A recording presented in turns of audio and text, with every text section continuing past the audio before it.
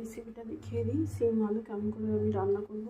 তো প্রথমে আমি কি করব, প্রথমে এখানে কেটে রাখা এখানে দিয়েছি, তেল দিয়ে দিয়েছি, দিয়ে এখানে জিরে পেঁয়াজ সব কিছু দিয়ে দিচ্ছি। তো এবার আমি এটাকে, যেহেতু এটা সিম সর্ষে বানাবো, তো আমি এগুলোকে একটু রসুনের কোয়া দিয়েছি আর দুটো পেঁয়াজ দিয়েছি আর শুকনো লঙ্কা, তো কেটে রাখা আমি দুটো শুকনো লঙ্কা দিয়ে দিয়েছি। তো পেঁয়াজগুলোকে এখন লাল লাল করে ভেজে নেবো।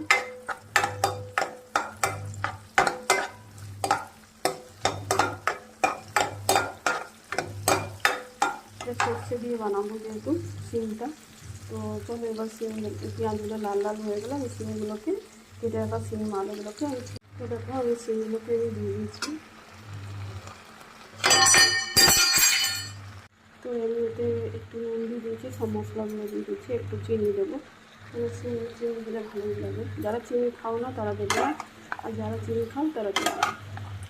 তো এই দেখো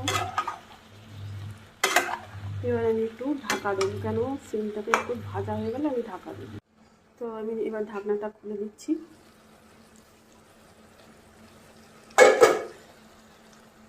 তো দেখো আমার সিমগুলো একটু সেদ্ধ হয়ে গেছে, যেহেতু ঢাকা দিয়ে দেবে, কেন সিম আলু বেগুন সেদ্ধ হতে একটু টাইম লাগবে, জল বেরোতে থাকে, প্রথমত জল দেবে না।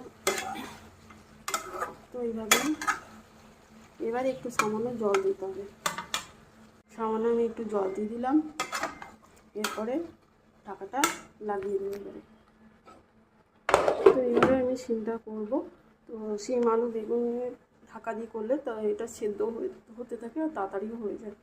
তো চলো আমি দেখাবো। কেটে রাখা আমি সিমগুলোকে দিয়ে দিয়েছি। তো এগুলোকে আমি একটু ভেজে নেবো, সিম বেগুন আলুগুলোকে একটু ভেজে নেবো, তারপরে ভেজে নিয়ে মশলাগুলো দিয়ে দেবো। তো এটা আমার ফ্রেন্ডস, তো সিম আলু বেগুন দিয়ে এটা রেসিপি আমি বানালাম, কেমন হচ্ছে অবশ্যই কমেন্টে জানাবে।